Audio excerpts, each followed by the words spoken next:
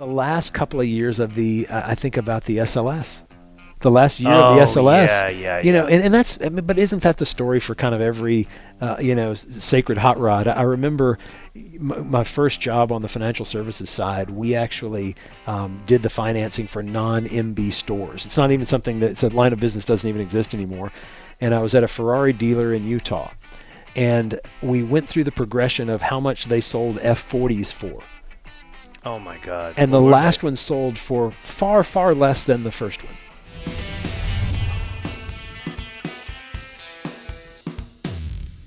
So how long have I known you now? Oh, had to be some sort of press drive, 15-ish? Oh, it has to have been before then. 20? A while. 15, 20 years ago. Like, that's what it's probably I'm 15 thinking years. Maybe 10 years. 10 years, that's yeah. What I'm 10, guessing, 15, 10 yeah. years. And I met you product man. Mm-hmm. But now, you are the Emperor of Canada. Well, what's your role on the sales side? Yes. So up here, I've had the opportunity to join the Canadian team as the vice president of sales and product. And what is the logic? Like, you're a product guy. Mm-hmm. You ran product in the U.S., so you're picking out what cars come to market with Mm-hmm. what colors and what options and what builds. Now, I would think sales is a different muscle. Mm-hmm. How do those come together? And it is. And but I think the important thing is they're complementary skill sets. And one can help the other. How so? So understanding product really well, I think, helps a salesperson make better decisions and vice versa. For example, on the sales side, let's just say you're planning your year, and whether it's incentives or any sort of offers you're going to make with a dealer, it's really important to understand on the product side, maybe the product cadence, or what's going on competitively in their product cadence, because you may have an opportunity to make a move while maybe there's a competitive product that's going to be missing from the market, or there's some advantage that you have in a certain time frame that you can leverage on the sales side, but you would have no visibility of that without a little bit of product knowledge, either of your own or of what's going on competitively. Can it go the other way? Can the sales guy go to the product side? Yeah, you definitely can. And I think the advantage there is that then the salesperson brings to product sometimes it's the hard thing on the product side is understanding what really matters to a customer, because you've got to make a lot of decisions. Sometimes they're compromises because they're decisions that sort of overlap one another, and you've got to choose A or B. With sales experience, and it gives you a little bit more insight as to what's going on with the customer, and also how that might be interpreted in your sales channel to then say, now I can make a better product decision. So what are the top 3 things that matter to a car buyer? Gosh, well, hey, I think you hit on some of them earlier, but the number one thing for a luxury car buyer is design is going to be there. I think design, a certain level of exclusivity, and then I think a car buyer, it still comes down to my experience that I'm going to have when I buy the car. Be that online or offline, I want it to feel luxurious. How has that changed? You're 24 years with Mercedes. Yeah. I'm not saying you're an old man, but 24 years. No, it's changed. What's changed in 24 years in that experience? Gosh, if I look at the biggest change is 20 years ago, a customer bought a car exclusively because of, let's just call it the hardware. These days, is it 50-50? It depends on the buyer, but the software is playing an increasingly large role in the product decision, or in the purchase decision, and that's the infotainment. It's the how does the head unit work? It's the software with driver assistance systems. You think about all the software that goes into a car; it's playing such a huge role now into the purchase decision. So people are actually walking into a car dealership and test driving the UX as well? Yeah, absolutely, and they're even starting that online. Like people, hey, it's probably some of the same people that are your fans, George. They want to be informed, so they're going to find out online. What's it look like? You see a 56-inch screen in an EQS, and you say, hey, I'd like to know more. And those are the kind of things now. Think about back when this 107 was built. Could you bring a customer in to try out, as much as we love the Becker radio in there, was that going to draw them in the door? No. No. And actually, back in the day, people like me used to crap all over this car Yeah. because it was only buttons. Yeah, yeah. But they didn't know you had to press the star and you could dial in the radio. Yeah, yeah. It Or you was could great. say, "Hey, Mercedes." Yeah, yeah, exactly. You couldn't say, yeah. "Hey, Mercedes." No, If no, you said, not "Hey, here. Mercedes," These they'd days. throw you Yeah. in the loony bin. Oh, yeah. But if you wanted to, manually press in your radio station, there was a lot of little hidden hacks in these things. And no one got it. But no one got it. Well, hey, because there wasn't an internet, there you couldn't discover it. I guess why I'm so surprised, like, I have been very vocal about UX, good and bad. Mm-hmm. Like, an example of very bad, and I'm not just saying this because you work for Mercedes, the worst on the planet is in the Volkswagen ID4 and now is trickled into the GTI and the Golf R, both amazing cars. Mm-hmm. It's so bad it needs to be thrown out and start from scratch. There's Yeah. no way to fix it. Yeah. Your car, I love you, man, but it's almost there. Yeah. But that 56-inch screen, and I've told this to Philip and Marcus Yeah. directly, Yeah. you need just some knobs. You don't Yeah. need a lot there. You need 3 knobs. You need HVAC and then a volume thing in the center. Yeah. And for 2 reasons. Number one, you absolutely need it for safety. Mm-hmm. And I am now, I don't know if you know this about me since we haven't seen each other in a while, but I nearly got killed by a Tesla driver because they weren't paying attention. Okay. So I'm now the poster child Yeah. of why you need that. Yeah. Being attentive. And then the second thing, you spent a lot of time, these guys don't know this, we've now shot 3 episodes together. This is actually, we're shooting this, the last one.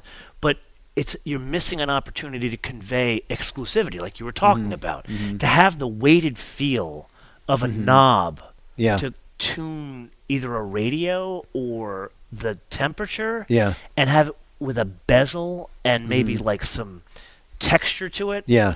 That's what you're missing in today, in your EQS today. Yeah. Interesting. And the Yeah. S-Class. Yeah. Other than that, it's there. Yeah. And yeah. you had that in this car. Yeah, it's an interesting thing, and I think the pendulum has swung. It will be interesting to see 2, 3, 4, 5 years from now, because I think you're talking about how the watch bezel feels in your hand. Absolutely. It feels really great, and how do we get that into the car? And I think that's probably a design element that we've got to figure out going forward, because I think there's this push to make everything smooth, black panel, touch screen. How much and of this? Again, you're a bean counter. Yeah. That's what you are.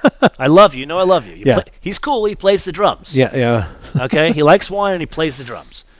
But I think you're making some of these decisions not just because people buy it because of software. Mm-hmm. I think it's cheaper. Mm-hmm. Like, you look at an S-Class today. Yeah.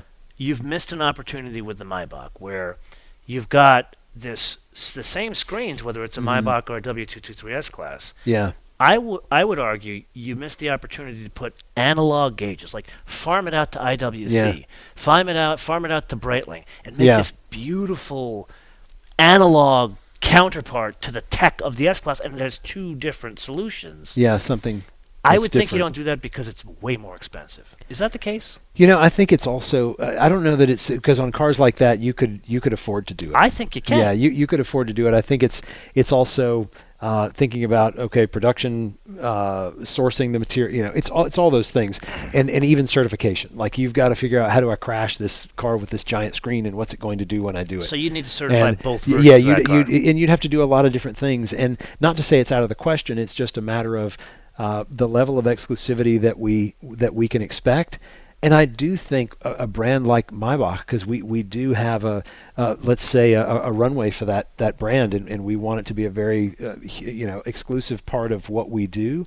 And I do think we'll start to go more exclusive because we see that opportunity. Because I think there is an expectation, more differentiation. If I'm paying this much more, I don't want it to look just like the car that is it's sort of what it's built from. Okay, going so down the take road. my idea, bring it back to Stuttgart. I'll Yeah. only take 10% of the sales. Yeah, because there you're you going to go. kill it with this idea I came up Yeah, with. yeah, Okay, joking aside, let's go back to now Bart, product and sales guy. Mm-hmm. How much of an impact coming from the nether regions, Canada and the U.S., Mm-hmm. can you impact back in Germany from your seat now? Yeah, it's really interesting because we work a lot more, and I think as a few of us have crossed over between Canada and U.S., we see huge opportunities to work together because we're similar enough to where, and we're both large enough. Obviously, U.S. is larger than Canada from a sales perspective, but we're both large enough to where we have a voice, and what we find that our voice together is even stronger, and that really gives us. I mean, U.S. So you're is the saying number you 2 guys market. are in collusion? No, hey, yeah, well, in a way we should be, Yeah. right? Because why not? You find out what works for you. So if we can be working together, and not as if we're working against anyone, but sometimes it is a competition, because one market may want one thing and your market wants another, and you have to come with your logic, and so you in essence fight it out a little bit to say, okay, which way is going to be the best ultimately from a revenue and a profit perspective, and because you're satisfying customers. And if I can find more customers who are willing to step up and say, hey, I want that, then I win. So give me an example. I know you've only been here 7 months, but what's an example that's very different in Canada in terms of product? Gosh, if I Because think, of the people here. yeah, What's yeah, very different? it's a lot of it has to do with how people like smaller cars are interesting, hatchbacks, things like that are we see that they're more popular in Canada than we see in the U.S. And I think my experience, and again, I'm not an expert on Canada, but in my 7 months, I think about the neighborhood I live in, and wonderful houses that are very close together with great people, and it's all fantastic. But just the neighborhood and the design and the way people live, it's a little tighter spaced. And it's the same feeling in a lot of ways you might get if you spend any time in Europe. People live, same number of people, but the population density in certain areas. Does that translate to a different product you're bringing over to Canada than you are in North America? I mean, U.S.? Yeah, in some cases it has. You Like think what? about What would be a product? like we've had the B class here in Canada. We had the A hatch, C station wagon. Those are cars that were exclusively But not Canadian. anymore. Not all of those anymore. We have some of them, but Like they're what's today that exists? let's see. The C. Well, no. Actually, those 3 have. Yeah, I think those are. Yeah. they're done. Yeah. Okay, that begs the question. I was just over with your previous colleagues, Ashley and Michael, in Germany, and while I was in the proving grounds driving the EQXX, Oh. behind us was a C-Class station wagon. Okay. Very badly covered. Does that mean you're going to get a C-Class station wagon here in Canada?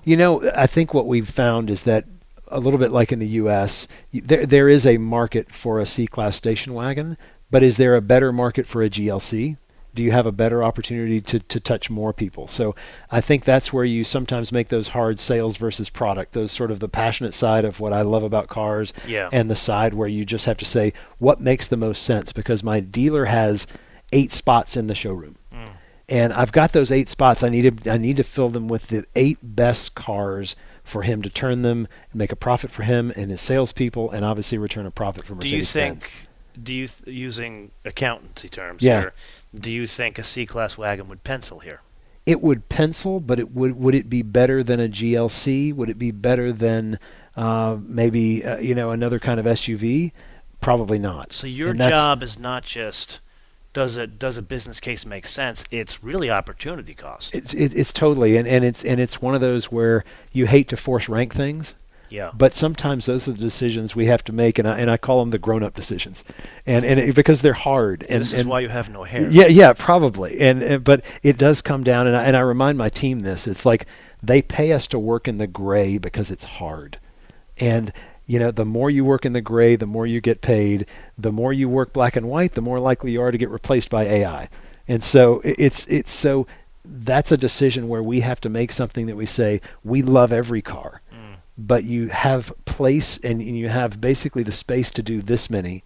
What is your best combination of those cars for touching the most customers and building the brand?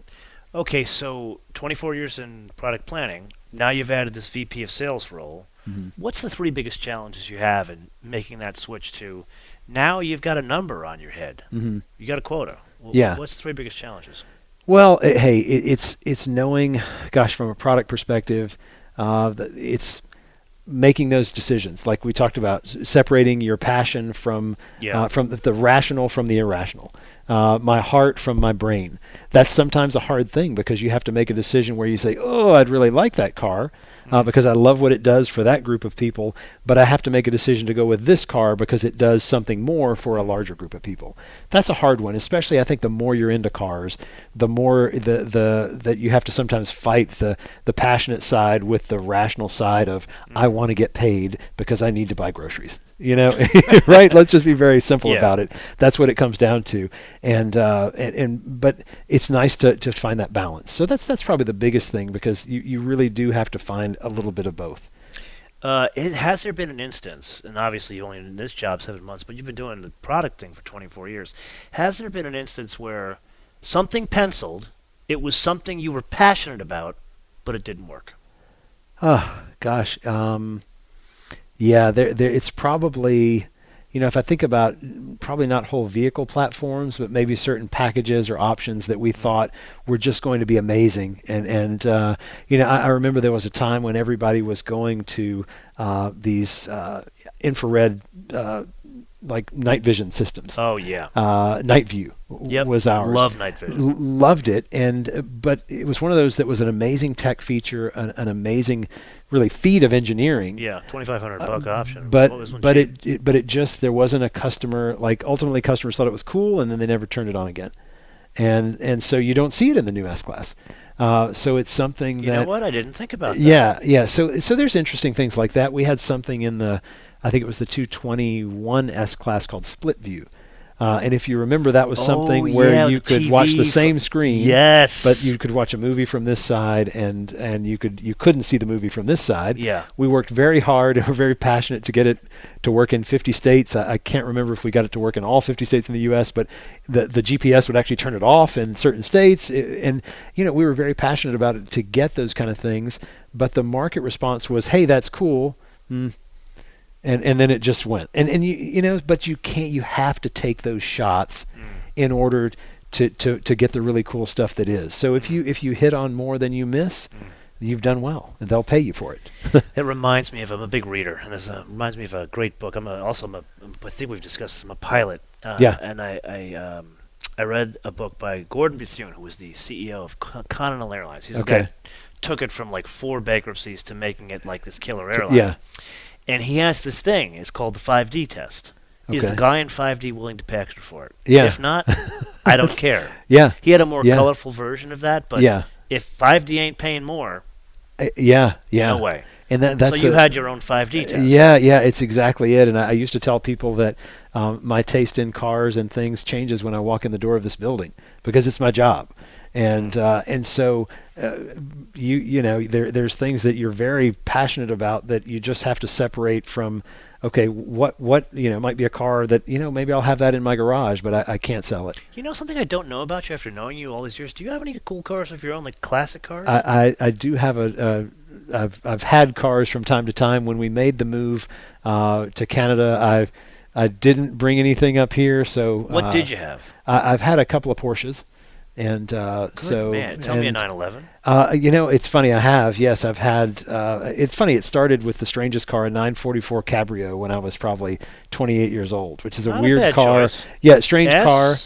It was the 3-liter. Yeah, okay. So the biggest, the huge 4-cylinder, That the was S2, an unusual car. the S2. S2, yeah. And then I had a 944 Turbo S, Yeah. Silver Rose car with the plaid interior. Hard top. Oh yeah. Okay.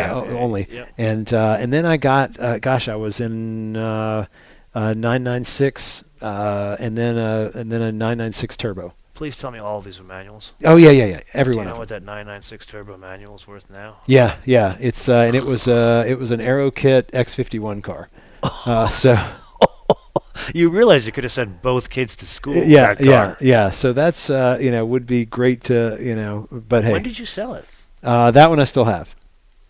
Oh, you are selling your kids to them. with Yeah, that. yeah, Oh, well, yeah, yeah, maybe to Harvard could be. each. Yeah, and it's funny, and it's one that. Dear Mrs. Bart, you didn't hear us on how much that car is worth. So don't sell it. Yeah. She probably knows, and again, it's so funny because she knows that's something I'm into, and would it's just a fun thing to. I love just the thought of owning it. What color is it? It's silver, and it's What color interior? Black. I'll give you $25,000 for it right now. Yeah, Sight hey, unseen. yeah. Probably 5 years ago, 3 years ago. that would have probably been the number. And but it's crazy what those have done. But I think people get an appreciation, for cars like that. And it's funny. I go back to Mercedes cars that at the end of their life cycle we struggled to sell, and I remember putting incentives on them. And now you look at it, They Okay, go through give the me an roof. example. What cars struggle to sell that you put a sensor The on? the last couple of years of I think about the SLS. The last year of the Oh, SLS, yeah. and that's, I mean, but isn't that the story for kind of every, sacred hot rod? I remember my first job on the financial services side, we actually did the financing for non-MB stores. It's not even something it's a line of business doesn't even exist anymore. And I was at a Ferrari dealer in Utah, and we went through the progression of how much they sold F40s for. Oh my God. And What the were last they? one sold for far, far less than the first one.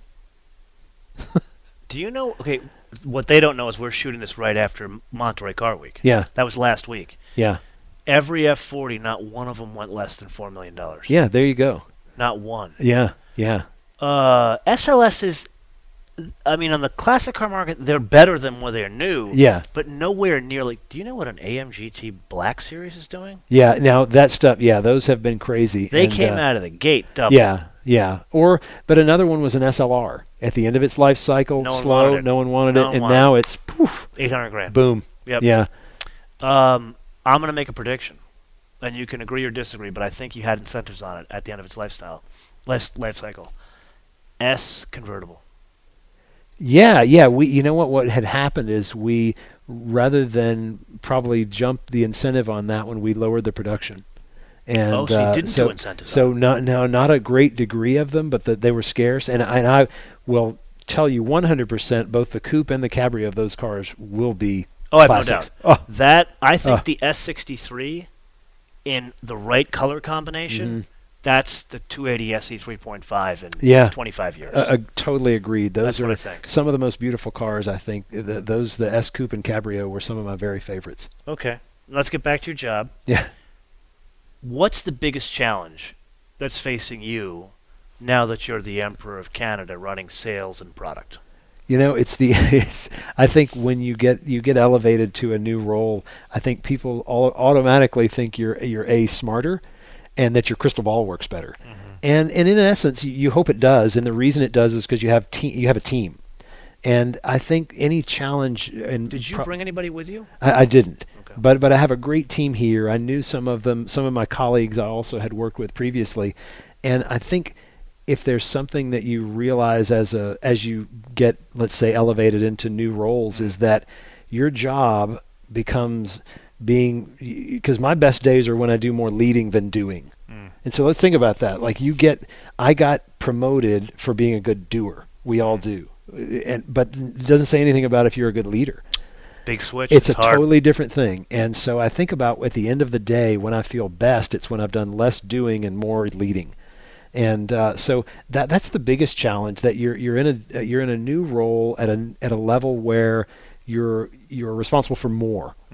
And so you don't have the opportunity to have your finger on every detail, and I'm not that kind of leader. Like, I don't want to have my finger on everything.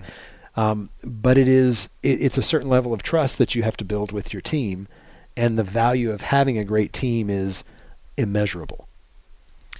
That translates in the tech world. I came from the tech world, Mm-hmm.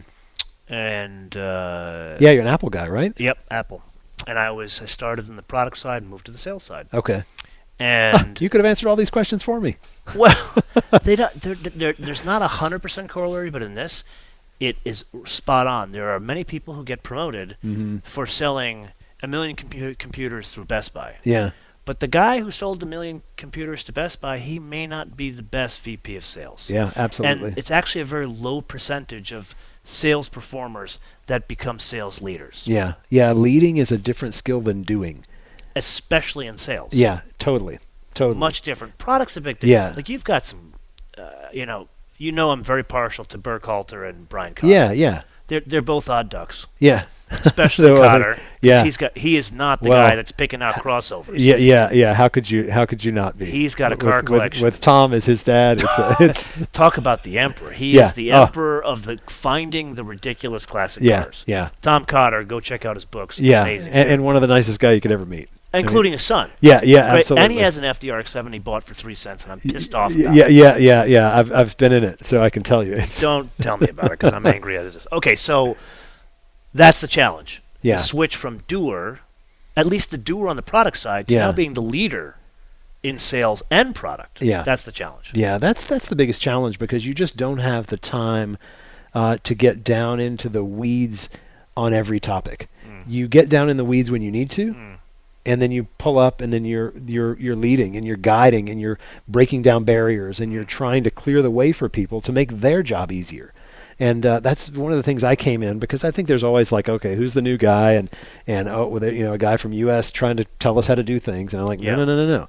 I'm here to break down barriers. I'm here to make your job easier, because I want my people to have more time to think of cool shit to do, rather than the rote and mundane tasks that we all have to do. So when I think of, you're Roll Tide, right? No, you're not Roll Tide. I'm War Eagle. Yeah, okay. I'm sorry about that. So when I think of that, like SEC, I'm not thinking of like solid MBA programs. No offense. Yeah. Hey, Where did you do an MBA? Did you do a leadership? I didn't. You didn't. So this was all learned on 24 years at Mercedes-Benz. Yeah. Hey, I've been extremely lucky with having some great leaders that have led me that way, in a way where they're like, you're capable, you do it, you go present it. And that is a leadership style that resonated with me as a person being led. Yeah. And so I just sort of acclimated to that, because it feels better to me. I think it's more redeeming to the people that I lead, that they are, I think you feel more valued. I think you feel like you're involved and you have a say in things. Okay. Important question. I don't know if you can answer this, being your 7 months. If we're going back to that table example, the people who have a seat at the table at Mercedes-Benz in Stuttgart to pick which products make it to the market, what's the hierarchy? What countries are in the top 5? Well, it depends on the product. So think about that. So if it's an SUV, USA is likely in the driver's seat. And then, of course, 2? China. USA and China, just because... Even for SUVs? Yeah, because they do pretty well with SUVs as well. Number 3?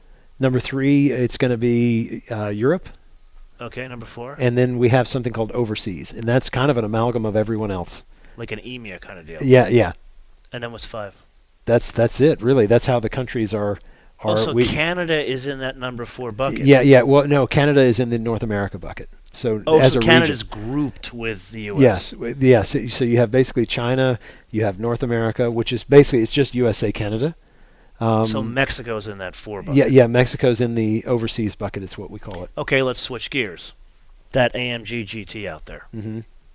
What's the hierarchy? It's going to be North America and probably Germany. Not Europe, just Germany. Probably Germany and some of Europe, but those are going to be the 2 main ones there. Okay. This is the point of the episode to turn around to the audience. But I'm going to give you a little help in your new job. Okay. Because I'm a giver. Hey, I'll take all the help I can get. This goes out specifically to Canadians. Okay. And actually, that's a big market for me in my distribution. Half of my viewership is overseas. Gotcha. Okay. What about the Canadian market does Bart, who now controls sales and product for Canada, need to know? Like, what colloquialisms, what ideas or preferences for cars do you need to know from real Canadians that are either driving these types of cars, want these kind of cars, or just car folks? Yeah. Let us know in the comments below, or via our social media, MotoManTV on Word, MotoManTV on Facebook, Twitter, and Instagram. And I hope that you would actually look at the comments and maybe weigh in on that. Yeah, hey, I'd love to. Is there any aspect about this I forgot that you want some feedback on? Hey, I love knowing more about the market that I'm in, because like I said, I'm not an expert, but I'm an expert in grabbing data from people who know. Okay, so they will share this with you. Yeah. And then I want to share a little bit behind the scenes. So you made a very good point that people along the way in your career, they encouraged you, not in situations where you're always expected to deliver presentations, to have you deliver presentations. And I can back you up on this. That's how I got to know you. It's not always... The beam counter product guy is not always the guy on those drives delivering the presentations. It's rare, actually.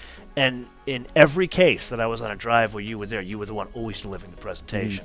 And that's how you and I got to know each other. So I appreciate it. Hey, I learned a lot from you over the years. I appreciate that. So thank you for that. Absolutely. It's my pleasure. Really it's glad we got together. Yeah, for sure. We'll do it again next time I come to Canada. Yeah, absolutely. Until we see you in the next episode, bis später.